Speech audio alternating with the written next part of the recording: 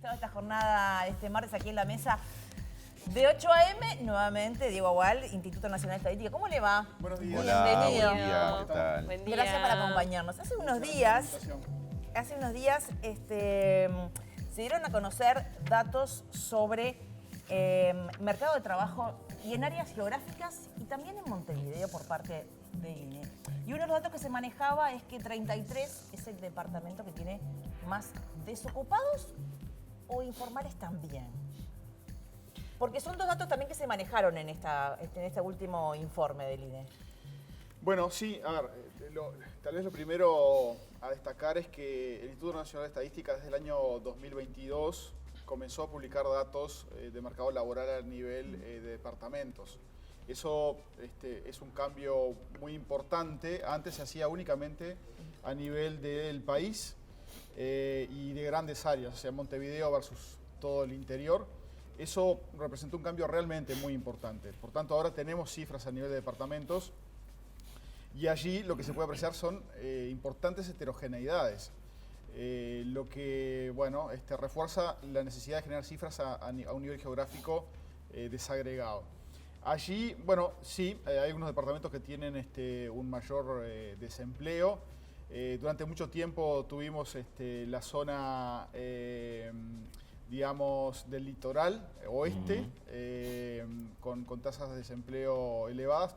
Todavía algunos departamentos allí lo tienen, eso sobre todo vinculado a la situación cambiaria y Argentina. Paysandú, por ejemplo. Ahora ¿no? estamos en 33, Paysandú y Artigas. Exacto, digamos, y en términos de la informalidad, lo que se ha observado de forma consistente desde el año 2022 y hasta ahora es que en general los departamentos más hacia el norte y en general en la frontera con el Brasil son departamentos con alta informalidad. Allí las cifras han variado, pero son cifras en general del 40%, con oscilaciones, y sobre todo los departamentos que han sido consistentemente, digamos, que tienen tasas de no registro de la Seguridad Social, que es lo que nosotros miramos para decir si hay informalidad. Son en general Artigas, Rivera y Cerro Largo las que en general son los que están más encima. Después hay algunos departamentos que han fluctuado, digamos, pero la informalidad está sobre todo en la zona de frontera con el Brasil. ¿Algún dato les llamó la atención del tema del desempleo en el interior? ¿O era previsible los datos que vieron? A ver, digamos, en esto hay que mirar las cifras no solo de un mes, sino ver las tendencias. Y lo que ha ocurrido, sobre todo lo que mencionábamos hoy con la zona fronteriza con Argentina, ha sido bastante consistente con lo que uno podría esperar. O sea, durante la situación cambiaria en que Argentina era muy, muy barato, allí teníamos tasas de desempleo muy, muy importantes digamos, en el oeste. Ahora esas tasas están comenzando a caer. Todavía es una zona con tasas de desempleo alto, pero ya en reducción. Así que eso es consistente. Han ocurrido otras cosas que también son muy consistentes. Por ejemplo, Durazno, luego de la cerrada de la obra de UPM, tuvo un pico de desempleo y ahora está otra vez descendiendo a niveles más normales. Pero, digamos, lo otro que hay que recordar es que como son mercados laborales muy pequeños en general en muchos de estos departamentos, la apertura o cierre de una empresa puede llegar, digamos, en el corto plazo a tener impacto. Eso es lo que quería ¿no? preguntar. O sea, de alguna manera, porque tenemos cifras generales de desempleo en estos departamentos que se caracterizan. Si fuéramos a disecar la situación por departamento, capaz que las realidades en cuanto a los rubros son distintos porque capaz que, no sé, en 33... la zafra rosera.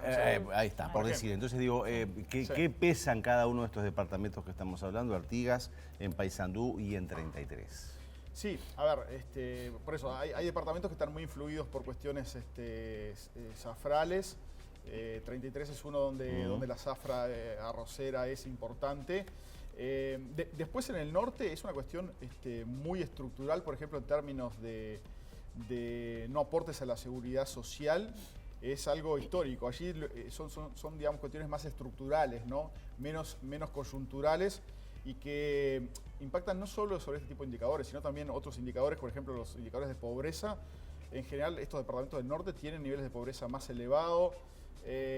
digamos, una serie de indicadores que tienen niveles...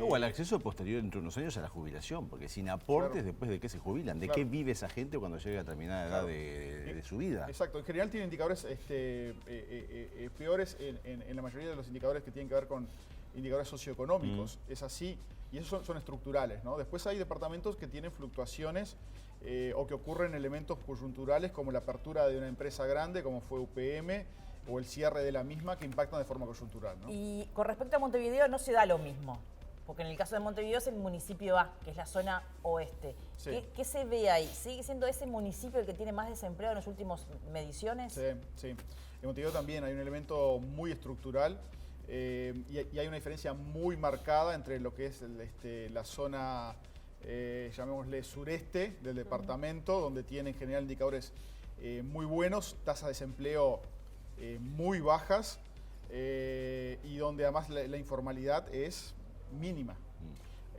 Versus bueno, las zonas que están más sobre la periferia, donde tenemos tasas de desempleo más altas, no aportes a la seguridad social muchos más altos. O sea, en realidad tenemos dos Montevideos muy distintos y entre otras cosas, por supuesto, está asociado a elementos como la educación, por ejemplo. Nosotros también publicamos otro informe que tiene que ver con desagregar por niveles educativos y sabemos que aquellas personas que tienen, digamos, estudios terciarios, en ese grupo de personas, básicamente el desempleo es inexistente, es friccional, es muy pequeñito. Versus, bueno, tasas de desempleo bastante más grandes para aquellos que tienen secundaria incompleta o incluso primaria incompleta.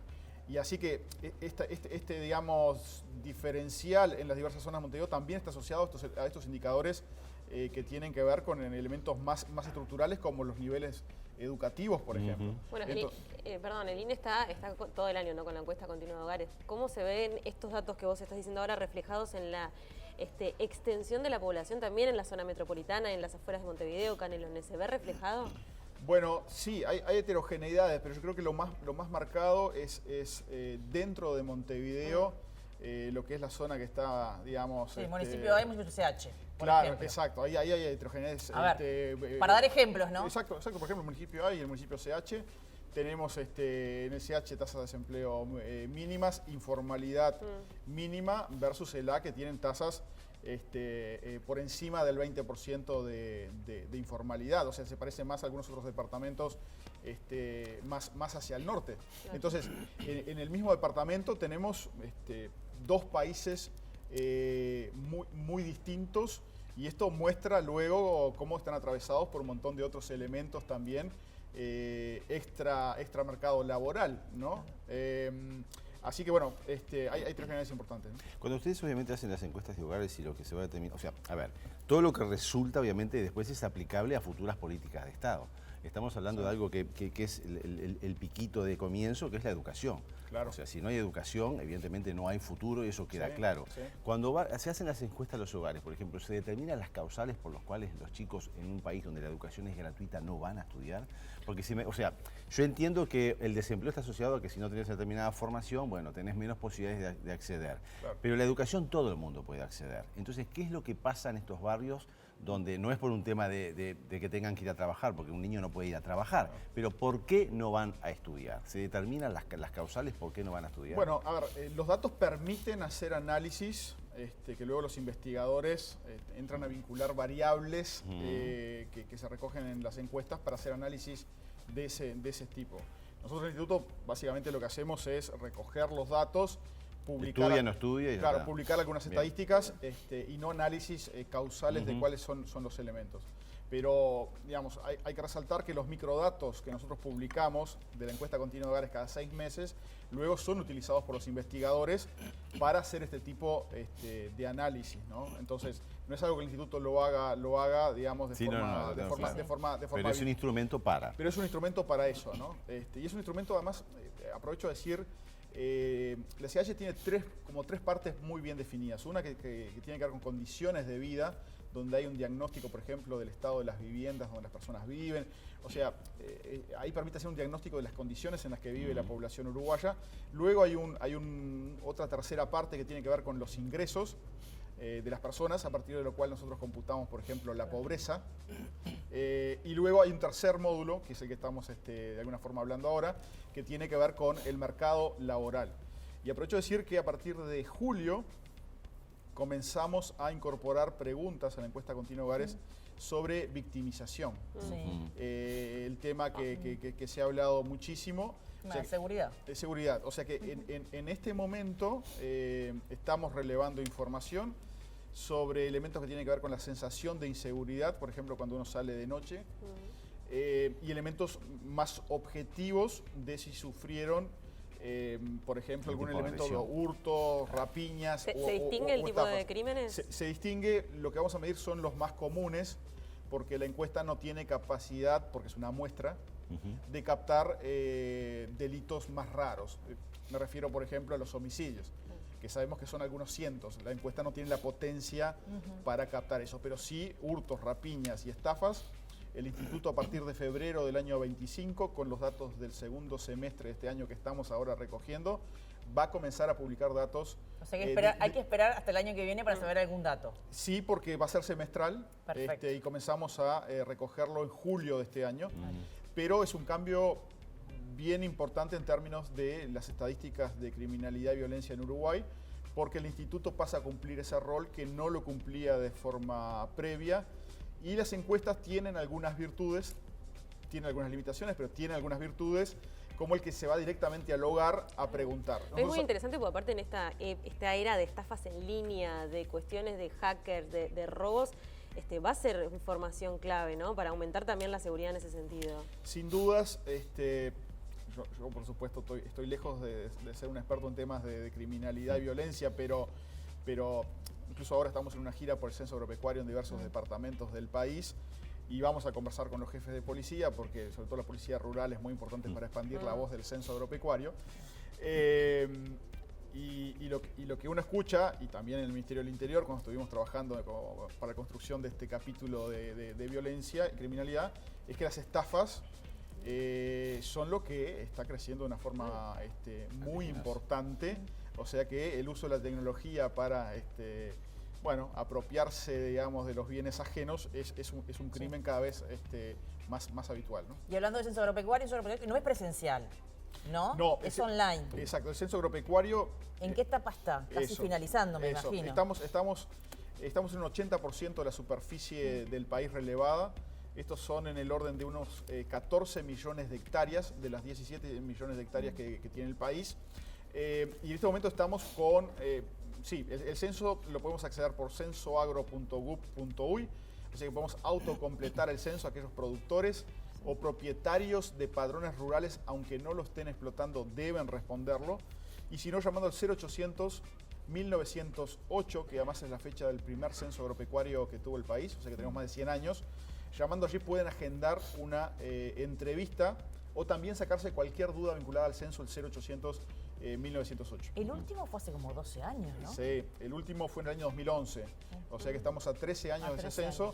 El censo va a permitir tener una radiografía del sector agropecuario uruguayo, saber cuánta tierra se dedica a qué tipo de explotación.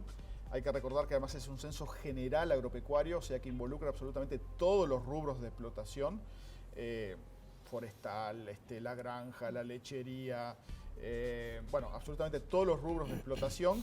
Y va a permitir además conocer cómo se lleva a cabo esa producción. O sea que son preguntas que buscan saber qué se produce y el cómo, ¿no? ¿Y ese 20% que falta, qué área es? Bueno, está concentrado sobre todo en las zonas sur del país. Allí tenemos más productores. Sabemos, en Canelones, por ejemplo, se estima que alrededor del 25% de la población que vive en el medio rural vive en Canelones. Entonces allí hay pequeños productores y padrones más pequeños. Luego tenemos la cuenca lechera de Canelones y San José. De hecho, en un ratito voy a estar en San José, reunido por el tema del censo agropecuario. Allí también tenemos un avance más lento. Luego Maldonado, que además tiene algunas particularidades, como la existencia de chacras turísticas. ¿También se incluye? Claro, en la medida que sea un padrón rural, debe censarse. Esto es importante porque la gente... ¿De alguna medida en especial? ¿De alguna superficie en especial? Bueno, de más de una hectárea. De más de una hectárea. Cualquier predio, casi que cualquier chacra debe ser censada. esto es importante, este mensaje, porque la gente cree, dice, censo agropecuario, yo no tengo nada que ver. Yo no tengo nada que ver con el agro. No tengo ni una vaca, ni una oveja. No tengo nada. No tengo nada. Bueno, pero si tiene un padrón rural mayor de esa superficie, mayor de 1 hectárea, ahí tiene está. que censarse. Va a ser muy cortito porque va a decir, yo no tengo ningún tipo de explotación. Y el por qué le preguntamos es porque queremos saber qué parte de la superficie del Uruguay es utilizado con este fin y no un fin de producir algo que proviene del sector agropecuario, ¿no? Hay otro sector que también nos preguntamos cuánto aportan a la economía de nuestro país, que es el de la cultura. ¿En qué viene la encuesta económica de la cultura? Y cómo se va a dividir en sectores, ¿no? Porque tenés por un lado, de repente, teatro independiente, publicaciones de un tipo, y después tenés megaproducciones de cine. ¿Cómo se va a planificar esto? Sí, aprovecho de decir que el país también hace mucho tiempo que no tiene una medición sobre la importancia del sector de la cultura. Y es un debate muy importante saber primero cuánto pesa y luego también cuánta gente está empleada en el sector. Así que esto lo lanzamos hace una semana junto al ministro de Educación y Cultura y a la directora nacional de Cultura, y va a ser una encuesta que va a aportar primero una medición de cuánto pesa en el producto y luego cuántos trabajadores trabajan allí. Va a llegar alrededor de unas 1.150 instituciones y empresas. ¿Ya tienen la cancha marcada? Sí, ya tenemos la dimensión del universo a encuestar, y allí efectivamente se llega a absolutamente todos los sectores. Producciones audiovisuales, incluso librerías, absolutamente todos los sectores de la cultura van a estar medidos, y vamos a poder además incluir esto dentro de lo que se llama el sistema de cuentas nacionales. Por tanto, la idea es que esto se va a medir de forma periódica, el avance del tamaño del sector cultura en Uruguay. Mucha informalidad también, ¿no? Va a ser difícil registrar de repente pequeños artistas que están desperdigados por el país, Sí. y que además mucha gente que se dedica a un doble empleo. Sí, por eso. A ver, esto va a generar una medición continua, va a permitir tener una aproximación al tamaño del sector, y por supuesto es un sector que sabemos que Necesita impulso también. Bueno, sí, y además a partir de datos muy concretos que vamos a tener, y vamos a poder comparar cuánto pesan unas cosas versus otras, ¿no? En momentos que se habla tanto de inclusión, ¿hay datos finales respecto a población de inmigrantes, población afro y población con algún tipo de discapacidad? Bueno, nosotros vamos a presentar los datos finales del censo ahora en el último trimestre del año. Así que en breve vamos a tener toda ¿Y algún dato que pueda adelantar? Me imagino que lo tiene. Bueno, sí, pero digamos... Sí, pero el pelo, los pelos borra. Es el horrible, pelo borra, es un borrador el pelo. No, el pelo es horrible. Un datito, el pelo para es tener horrible. una idea. El pelo es horrible. No, estamos terminando de procesar los datos. Bueno, pero por lo menos hay algún área que quizás se perciba un aumento. Yo sé, se me ocurre el tema de la discapacidad, ¿no? Que obviamente que es muy extenso y muy variado, pero que eso también va ligado después a lo que son las prestaciones sociales, en momentos donde tanto se habla del futuro del Banco de Previsión Social y de cosas, ¿no? Sí, claro. Sí. Bueno, es posible, sí, que haya algún tipo de aumento, sobre todo porque incluso la forma en que preguntamos ahora el tema de discapacidad permite captar discapacidades leves, y esto va a dar probablemente cifras un poco mayores. Probablemente. Sí, bueno, un poco mayores. Y además los economistas hablamos mucho así. Dejamos una puertita abierta. Pero digamos, sí, allí hay un fenómeno importante y es parte de los datos interesantes del censo.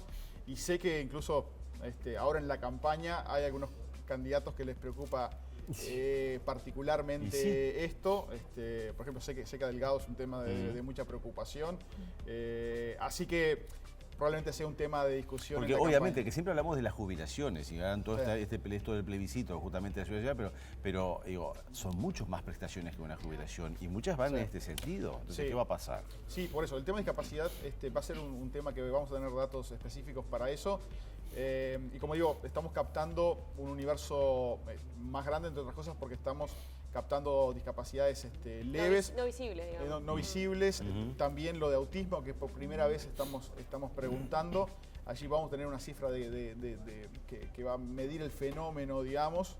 Así que... Importante es eso, ¿eh? Bueno, por eso... Claro, son datos por eso creo que son se necesitan. Creo que son datos muy importantes, y yo destacaría que, digamos, El censo, los datos van a estar, digamos, antes de fin de año, van a llegar de forma muy oportuna para que el próximo gobierno con estos datos, bueno, pueda diseñar toda su política o mucha de su política de gobierno basado en datos duros. Yo creo que esto es bien interesante, ¿no? Digo, y hablando de calidad de vida, hay colectivos que han reclamado, no recuerdo si en el censo estaban incluidos, cuestiones de tipo de salud, ¿no? Diabetes, celiaquía. ¿Se va a poder encontrar una vuelta para tener datos concisos sobre cuántas personas en nuestro país tienen determinadas enfermedades crónicas, digamos?